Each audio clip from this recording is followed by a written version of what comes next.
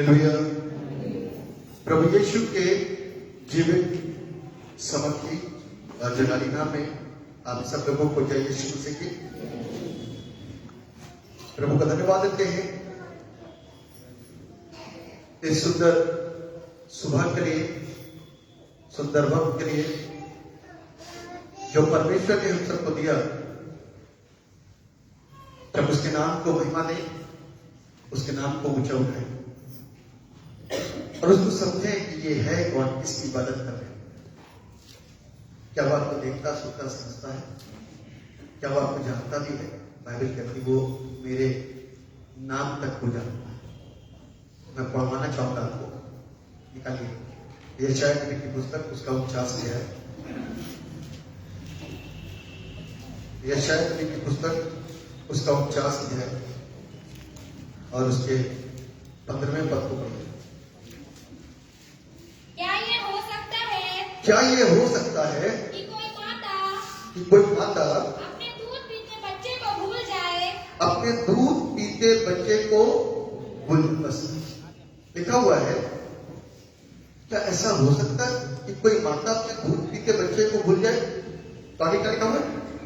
और अपने जन्माए हुए लड़के पर दया ना करे। जिसको उसने स्वयं जन्माया है और उस लड़के पर दया ना करे। आगे हाँ, वह तो भूल सकती है। हाँ, ऐसा देखा क्या? देखा कब देखा? सुना कभी? अरे सुना कि नहीं सुना? हाँ, माए बच्चे को कूड़े में फेंक देती है। पति पत्नी डिसीजन लिया कि अब लड़की हो गई तो एक काम करो, इसको कूड़े में ढेर में डाल दो, ट्रेन में छोड़ दो, अस्पताल में छोड़ दो, बेच दो, ज्यादा हो गए हैं ना।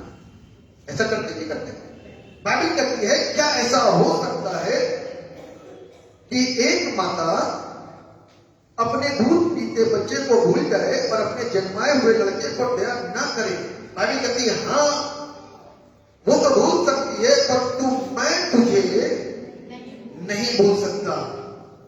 देख, बाइबल कहती है, ध्यान सुनिएगा, अब यहां पे लिखा हुआ कहता देख मैंने तेरा चित्र अपनी हथेलियों पर खोद कर बनाया है और तेरी शहरपनाह सदैव मेरी दृष्टि के सामने। मैं कहता देख मैंने तेरा चित्र, यह है चित्र हमारा, इसी से पहचान होगी, है ना। हमारे इस चित्र से ही पहचान हमारी होगी। कहता देख मैंने तेरा चित्र अपनी हथेली पर खोद कर बनाया है, तेरी शहरपनाह सदैव तेरी दृष्टि के सामने बनी रहती है। यानी कि हम आगे पीछे दाएं बाएं ऊपर नीचे कहीं पर भी कुछ भी पाप कर रहे हैं, कैसा भी अपराध कर रहे हैं, वो मुझको और आपको देखता है। वो मुझको और आपको छिपे हुए नहीं है। कोई ऐसा सोचता है कि भैया छुप करके परमेश्वर के भवन में आए, किसी को पता नहीं मेरे अंदर क्या चल रहा है, तो वो गलत है। परमेश्वर जानता है ना। परमेश्वर आपको जानता है। अभी पीछे कन्वेंशन में कितने लोग थे? कन्वेंशन कन्वेंशन की मीटिंग हुई थी 3 दिन की, कितने लोग थे? वेरी हाथ नीचे मालूम है। यहां पर दुआ करने के लिए आए थे और कम से कम फिर भी 7-8 जोड़ी चप्पल लोगों के जुड़ गए। ये कौन कर रहा है? परमेश्वर जानता है कि मेरे मन में क्या चल रहा है, कि आज मेरे को चप्पल धुलानी, किसी की नई चप्पल धुलानी, अपनी पुरानी चप्पल रख के जानी। कौन कर रही है? आप सोचते हो कि कहते बाद में बता दोगे कि धोखे से आ गई। अरे अपने पैर का भी आइडिया हो जाता है चप्पल के अंदर, तो होता है कि होता है? अपनी चप्पल का ऐसा होता है कि बस ऐसे ही सोच लिया कि चलो भाई, अरे आ गई, क्या करे, आ गई, क्या करा, जा गई तो आ गई। This is not good. You will not get blessing from the church. परमेश्वर से उन आशीषों को प्राप्त नहीं कर पाओगे। If you don't get blessings from Lord, from church, you should leave all this nonsense. ये सारी नॉनसेंस, दुर्ता को पाप को, अपवित्र विचारों को त्यागना होगा, छोड़ना होगा। क्या सोच कर क्या किया? आज चोरी चोरी खेलेंगे, अभी चप्पल की चोरी, बाहर तो चोरी कितनी करते हो कि जब चर्च नहीं छोड़ोगे तो बाहर कितनी चोरी करते हो। मैंने अम्मा से बोल करके एक उसमें रखवा दी है चप्पलें, कब तक 7-8 जोड़ियां हैं, अपनी हो तो ले लीजिएगा और दूसरों की आपके पास है तो दे दीजिएगा, चुपचाप से बताऊंगा नहीं किसी को।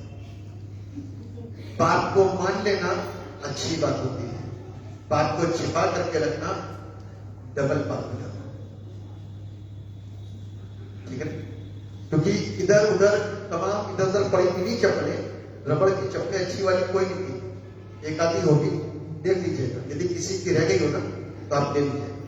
चर्च किसी की चीज रखेगा नहीं, आपको वापस कर देगा। लेकिन आपसे ये रिक्वेस्ट है कि आप किस मनसा के साथ में चर्च में आए, किस सोच के साथ में चर्च में आए। आपके घर की गंदगी बच्चा करता है तो उसको साफ कौन करता है? पड़ोसी, जमादार, कौन करता है? अरे जोर से बोलो, कान में लगा ना सुनाई दे, जोर से बोलिए ना। करते हैं। और जब चर्च के टॉयलेट बाथरूम करते करके बच्चे छोड़ के चले जाते तो कौन करेगा? जिसका कर रहा है कब्जा में अटके तुम तो खरीदो भैया, तुम्हारा ही वाले ने करा। लीपा पोती नहीं करनी है बातें, ये चर्च ने ठेकेदारी नहीं ली है, आपके लिए सुविधा दी है। यदि सुविधा न मिले तो 10 लोग पूछते हैं भाई साहब वो नहाने के लिए कहां जाए? अब नहाने के लिए बन गया तो प्रॉब्लम है, भाई साहब तो टॉयलेट के लिए कहां जाए? वो बन गया तो प्रॉब्लम है। केयर करना सीखो, हर चीज को समझना सीखो। बच्चे और बालक नहीं है, मूर्ख नहीं है, छोटे दूध पीते बच्चे नहीं है, मैच्योर है।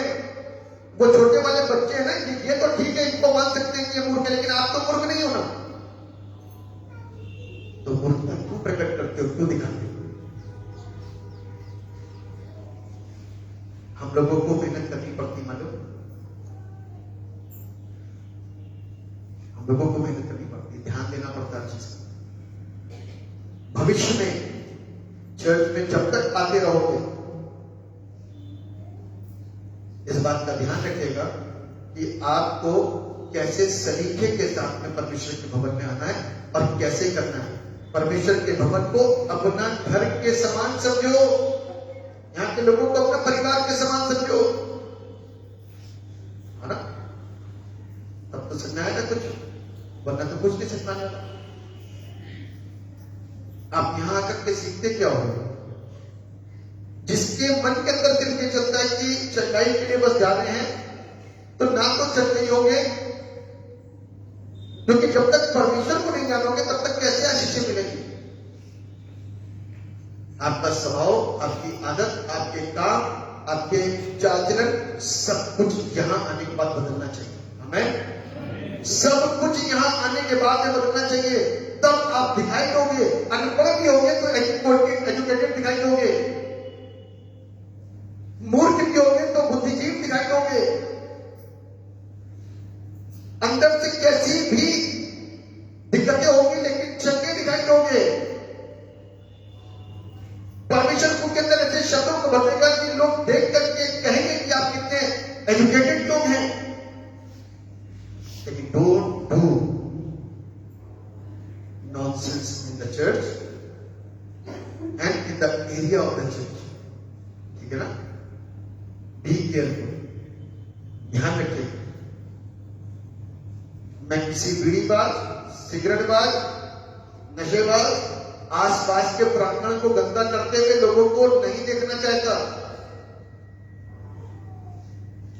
यदि मैं प्यार भी करता हूं तो डांटता भी वैसे ही हूं, ध्यान रखना।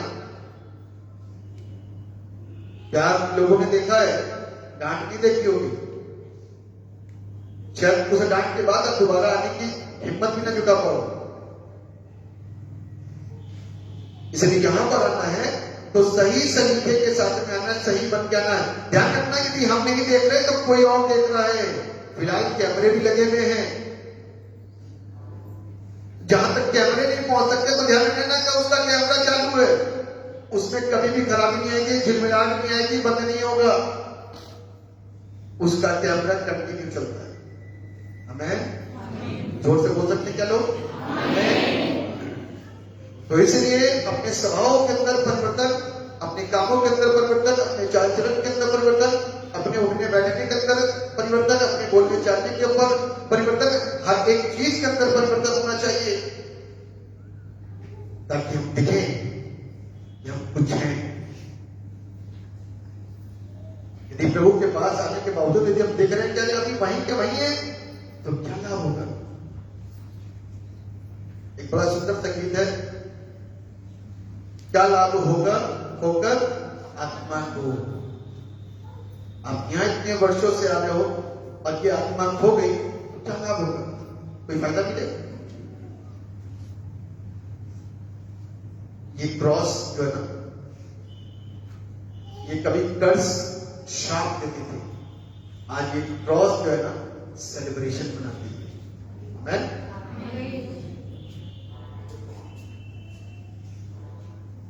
आज हम सेलिब्रेट करते हैं हर दिन को, लेकिन उस समय जब क्रॉस लोग लगाया करते थे, क्रॉस की मृत्यु दी जाती थी तो वो एक लज्जा की बात थी। लोगों को हिस्ट्री नहीं पता है, लेकिन क्रॉस डाल करके घूमते हैं।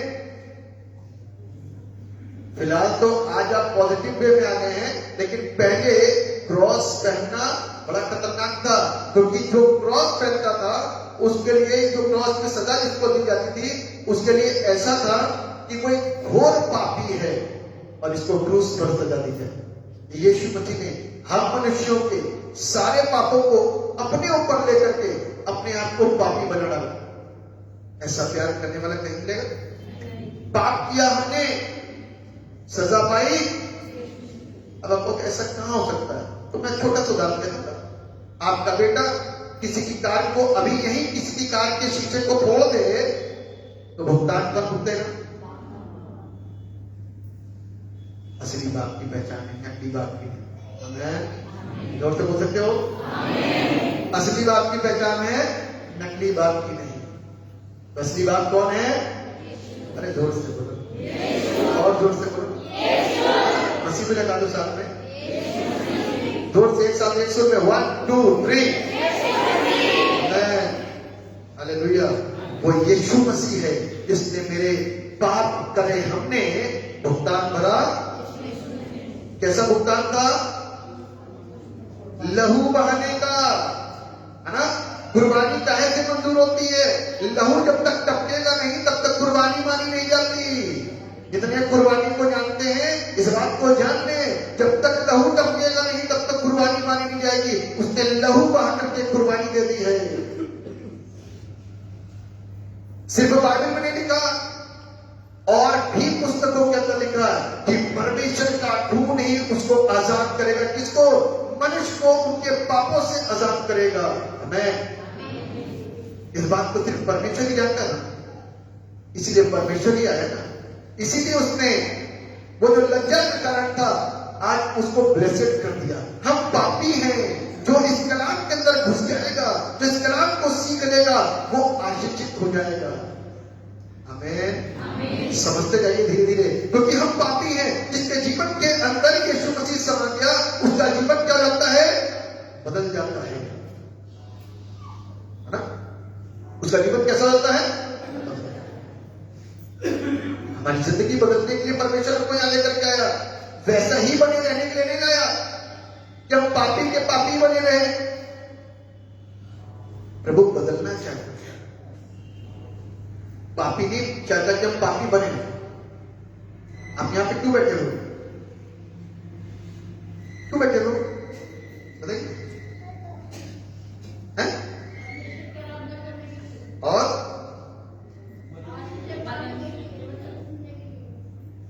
जी और चल कोई बात नहीं, ना अपने आप बदलने की। Very good. और इतना तो शैतान भी करता है, पता है?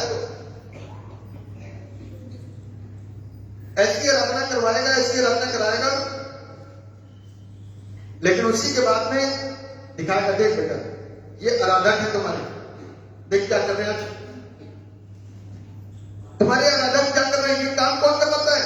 शैतान हमारी जिंदगियों के अंदर आता है, टहलता टहलता और घुस जाता है। क्योंकि पाप बहुत खूबसूरत है ना? पाप कैसा है? जो बोलिए ना, पाप कैसा है? बहुत खूबसूरत है। बहुत लगे ना कि बहुत खूबसूरत है।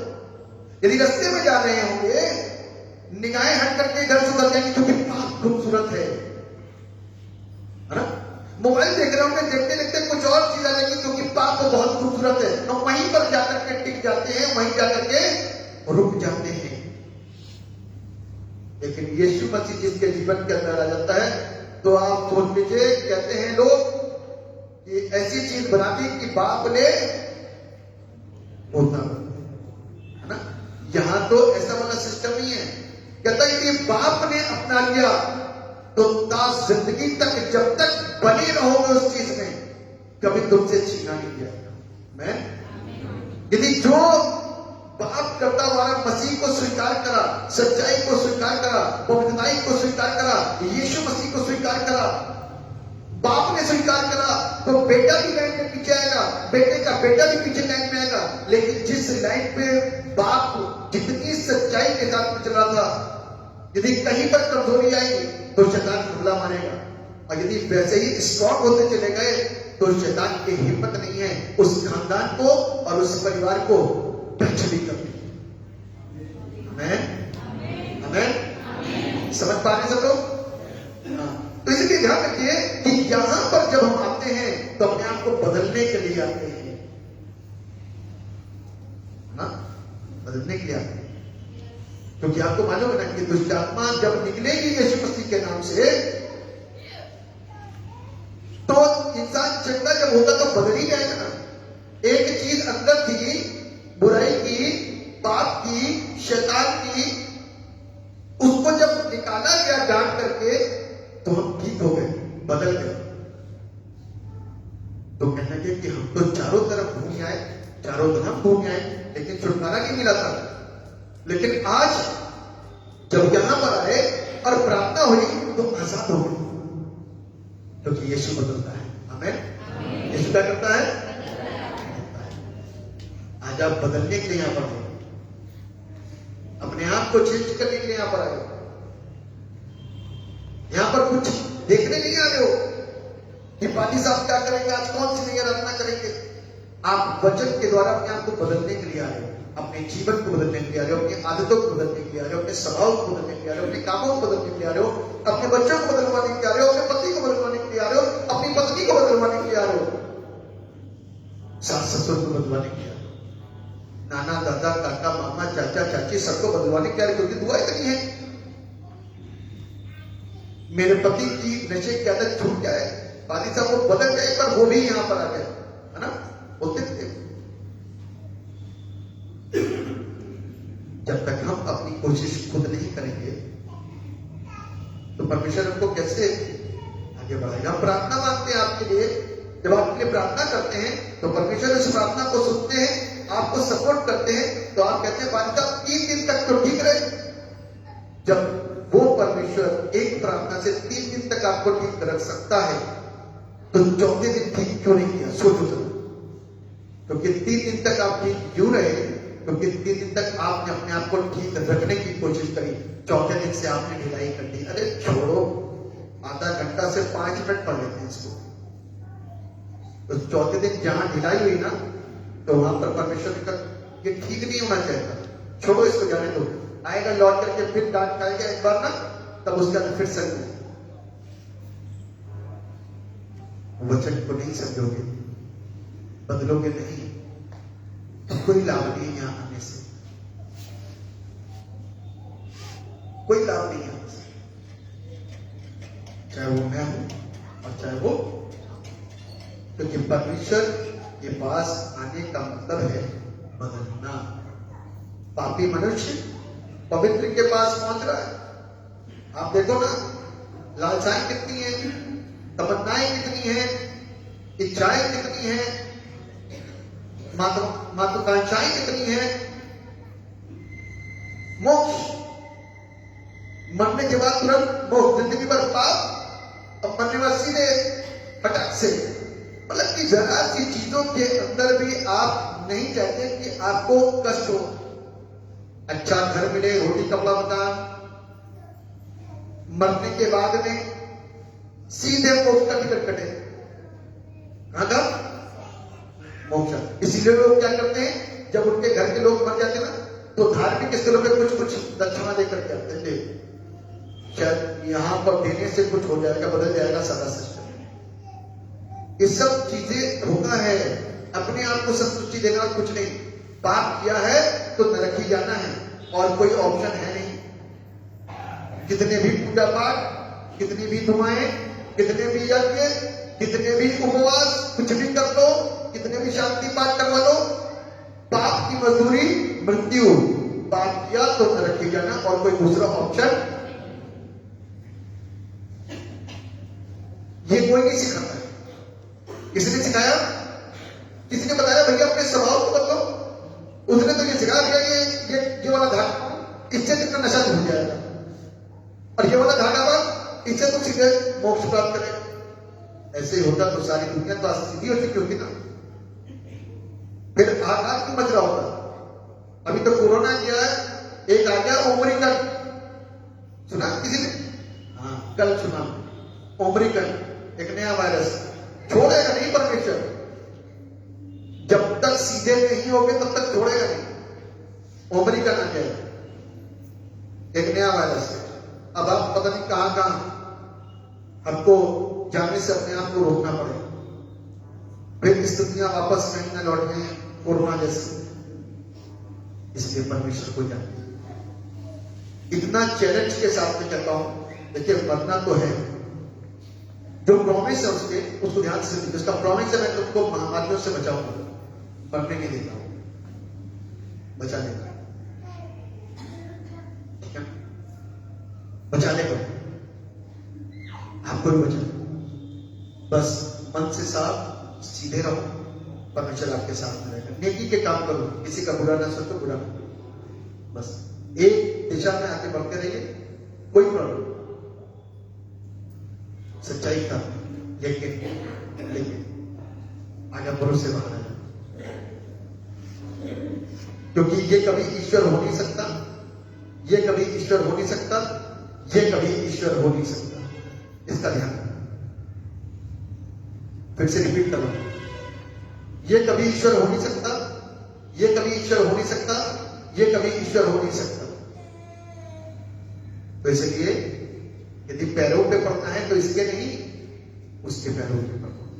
और उसके पैर आपको दिखाई दे देंगे, तो जब आप उसके पास प्रार्थना करने के जाओ ना, तो घुटने टेक लो, क्योंकि बाइबल बताती है, इस बात को सिखाती है।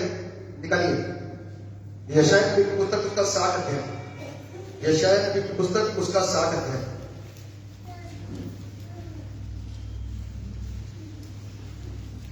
पहले पद से पढ़िए। और प्रकाशमान हो, क्योंकि तेरा प्रकाश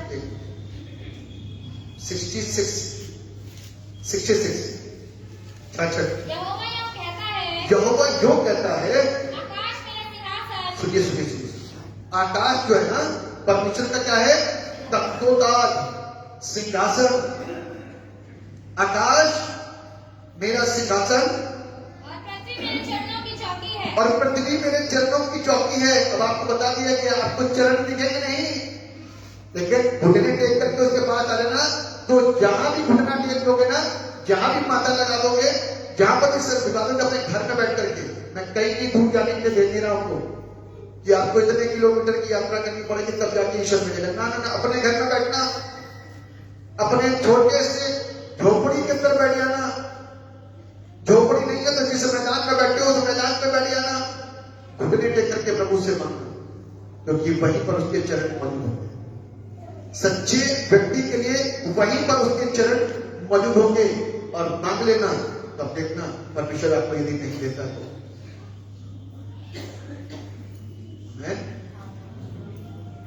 उस परमेश्वर को जानना तो सही, उसको पहचानना तो सही, उसको समझना तो सही। परमेश्वर जो सिखाना चाहता है वो यही कहता है, watching for Christ in patience and hope. यीशु को ध्यान से देखो, धैर्य और आशा के साथ में, है ना। धैर्य किस बात का? मैंने अभी बताया, इस बात का धैर्य, यदि आज दूसरा चंगा हुआ है तो कल मैं भी चंगा हुआ। धैर्य किस बात की? हमें वो किस बात की? आशा इस बात की कि उस दिन मैं अपने आप को चंगा देखूंगा। हमें इस बात की आशा कि मैं एक दिन अपने आप को चंगा देखूंगा और खड़ा होकर के जैसे ये गवाही दे रहे हैं वैसे मैं भी गवाही दूंगा। आमीन। उस परमेश्वर की ओर ध्यान से देखो, watching for Christ in patience and hope. धैर्य और आशा के साथ हम धैर्य नहीं रख पाते। पूछते पानी साहब कितने संडे चर्च जाना पड़ेगा? मैं कहता हूं ना जाओ, दुकान नहीं खोल रखी मैंने, मेरे को लाकर के आप कुछ दे नहीं रहे हो और मुझे आपके देने की जरूरत नहीं है। मेरा देने वाला महान और बड़ा है। कितने दिन आना पड़ेगा? डॉक्टर के पास नहीं खड़े हो, भूत डॉक्टर नहीं निकाल सकता, एमबीबीएस डॉक्टर नहीं निकाल सकता, किसी के पास में ताकत नहीं है कि निकाल के बाहर फेंक दे। सिर्फ एक नाम है, वो नाम यीशु है। क्या नाम है? जब यीशु के नाम से दुष्ट आत्मा को डांटेंगे तो दुष्ट आत्मा निकल करके बाहर जाएगी। आमीन। ध्यान रखिए, मेरे से मत पूछना कि कितने संडे चर्चा में। इसीलिए मैं कहता हूं यीशु को जानो, पहचानो, समझो। क्योंकि लोगों ने सोच रखता है कि चलिए दुकान है, भगत बैठते हैं, कोई ना तो कोई सामग्री, ना कोई चीज, ना कोई लाठी, ना कुछ नहीं। यीशु के नाम से तू चंगा होगा, दुष्ट आत्मा इसके शरीर को छोड़ के निकल जाए, वो तुरंत सुनता और चंगा करता है। आमीन। अद्भुत परमेश्वर है। सिर्फ चंगाई के लिए उसके पास बताओ, क्योंकि मृत्यु तो आज नहीं तो कल होनी है। लेकिन अपने विश्वास को मजबूत करिए, स्वर्ग जाने की तैयारी करिए, स्वर्ग पहुंचने की तैयारी करिए। स्वर्ग में पहुंचने की तैयारी मालूम है कैसी है? स्वर्ग में पहुंचने की तैयारी है उसकी आज्ञा का पालन करना। हाँ, स्वर्ग जाने की तैयारी मालूम है उसकी आज्ञा का पालन करना। आज्ञा का पालन करा करा? हाँ जी, वेरी गुड। आज्ञा का पालन किया। जब मैंने कल भी डिवोशन बताया था, फिर वापस से बताता हूं, क्योंकि मैं एक दो बार बता चुका हूं। एक बार एक स्कूटर बाइक से बड़ी स्पीड से चला रहा था, आगे चेकिंग हो रही थी, बेचारे को बहुत जल्दी थी। तुरंत उसने मां खड़े इंस्ट्रक्टर से बोला कि मेरे पास सारी चीजें हैं, लाइसेंस भी है, प्रदूषण भी है, आरसी भी है, हेलमेट भी है। तो बेचारा इंस्ट्रक्टर मुस्कुराया, कहता आपको मालूम है कि 70 ऐसी चीजें हैं जिसमें कि मैं आपके ऊपर चालान काट सकता हूं। कितनी? 70। बाइक चलाने वाला चप्पल में बाइक नहीं चला सकता। This is one of the rule.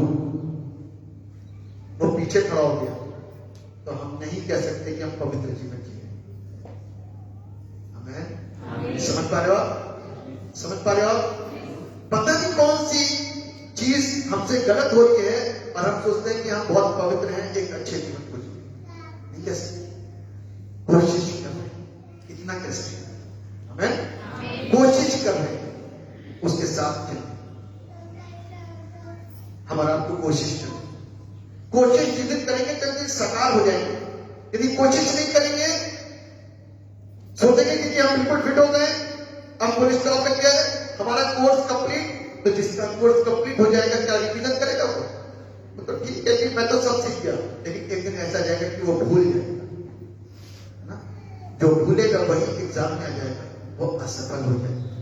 अपनी जिंदगी के अंदर हमको रोज अपने बात को ध्यान देना है कि हम कौन सा कर रहे हैं और कौन सा नहीं कर रहे, और रोज सीखने की कोशिश करना है कि कौन सी चीज पाप में गिनी जा सकती है उसको भी छोड़ना है।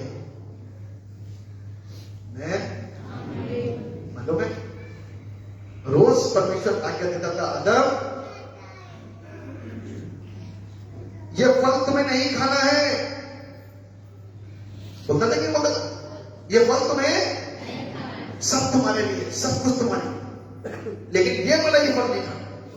आदम कहता कि प्रभु जी ये तो याद है मुझे, है ना? क्या कहता था? याद है प्रभु, कैसी बात कर दिया? आदम अपनी पत्नी को ही बता देना। प्रभु पहले दिन ही बता दिया था, पहले दिन ही बता दिया था कि सब कुछ खाना लेकिन ये नहीं खाना। यीशु पापा नाराज हो जाएंगे, परमेश्वर पिता नाराज हो जाएंगे, बनाने वाले क्रिएटर मुक्तिदाता यहां पे परमेश्वर नाराज हो जाएगा। ये ना करना, बाकी सब कुछ तुम्हारा। एक दिन आया बोलता था, कौन? शैतान, है ना? कौन सा रूप लेकर के? सांप का रूप लेकर। शिक्षा की पुस्तकें इस बात को बताती हैं कि जानवरों में सबसे ज्यादा धूर्त जो है वो सांप है। किसके पास आया? हव्वा के पास। हव्वा, ये सब कुछ परमेश्वर ने तुमको दिया है। आप उसकी क्लेवर स्टिक देखिए, कितना क्लेवर है, कितना चला के। ये परमेश्वर ने तुमको सब कुछ तुमको दिया है। कहती हाँ, सब कुछ तुम ले सकते हो, हाँ, सारे फल खा सकते हो, हाँ, कोई ऐसा नहीं जो तुम ना खा सको। अरे आदम साहब ने तो बताया था, है ना? क्या करना है? ये वाला नहीं खा सकते, बस ये वाला हमारा ताकत सब होता है। ये वाला कितना खूबसूरत वाला। परमेश्वर बहुत स्मार्ट है। खूबसूरत वाला खाने का मना कर दिया। तुम्हें मालूम है यदि तुम इसको खाओगे तो तुम परमेश्वर के तुल्य हो जाओगे। बुमराह करना शुरू करा उसने, बुमराह करना शुरू करा उसने, और उसको खींच करके लेके गया। हाथों से नहीं खींचा, पाप शैतान कभी हाथों से खींच करके लेकर के नहीं जाता, वो लेकर के गया। देख कितना खूबसूरत है। पाप तो हमेशा ही खूबसूरत होता है। मैंने आपको शुरुआत में बताया, वापस बताना, बहुत खूबसूरत पाप होता है। देख कितना मनभाव है। पाप दिखने में खूबसूरत होता है। तो इसको अपना ले, उसको तोड़वा दिया। इसको खा ले, बहुत अच्छा है, उसको खिलवा दिया। पाप अंदर आ गया, शैतान का स्वभाव अंदर आ गया, पापी स्वभाव अंदर आ गया। उसको खाते ही इसको परमेश्वर, इसको मत में सबसे बड़ा महापाप है। खालू खाने खाने से स्वभाव अंदर आ गया, पापी स्वभाव, गंदा स्वभाव, अश्लीलता का स्वभाव। शैतान ने गुप्त रखा, वो नहीं बता रहा कि मुझे करना क्या है। जब लीवर ने जवाब देना बंद कर दिया, जब आंखों ने जवाब देना बंद कर दिया, कानों ने जवाब देना बंद कर दिया, भीषण हानियों ने जवाब देना बंद कर दिया, तब यीशु प्लीज बचा लेना, अब की बात एक मौका और दे दे। के शैतान को दे दूं, उसके बाद तेरे पास लौट कर क्या होगा? तब ना होगा पेट में आग और मुंह में, तब तुझे अपनी जिंदगी दूंगा, है ना? तब अपनी जिंदगी तुझे सौंपूंगा। प्रभु किस बात से? अपनी गाली देना छोड़ दे, नशा करना छोड़ दे, व्यभिचार करना छोड़ दे, लालच करना छोड़ दे, तरह तरह की चीजें जो तेरे अंदर छिपी हुई उसको निकाल के बाहर तौबा कर। हम स्वर्ग जाने की तैयारी कर रहे हैं, पृथ्वी पर नहीं रहेंगे। आमीन। पृथ्वी पर नहीं रहेंगे, स्वर्ग जाएंगे। हमको पृथ्वी से कोई मतलब नहीं रह गया। पृथ्वी वाले आ गए पृथ्वी पर, सच्चे परमेश्वर के पास में अच्छे कामों को करते हुए लौट रहे हैं, ना? पुलिस किसको सताती है? पुलिस किसको सताती है? तो चोर होता है उसको डांटती है ना। और आपको उस सत्ता को जानना है, उस सच्चाई को पहचानना है, और अपनी जिंदगी को थोड़ा सा एक जगह पर रोकना, स्थिर करना और कहना कि प्रभु मैं गहनता के साथ में तुझे देखूंगा। चक्र तरह चले जाते हैं, वो घर स्वर्ग नहीं बन सकता। जिस घर के अंदर ईश्वर को छोड़ करके इसकी और इसकी पूजा होती है, वो घर